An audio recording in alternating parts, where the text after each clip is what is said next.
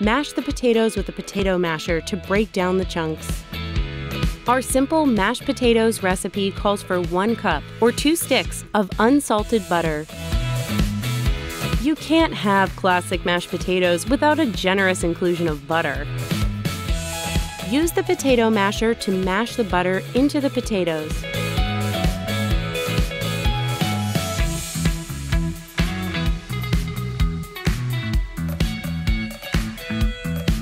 Sea salt and heavy cream give these simple mashed potatoes an indulgent taste.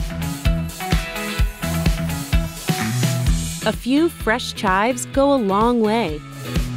The best mashed potatoes are hot, fluffy, and begging for a pour of tasty turkey gravy.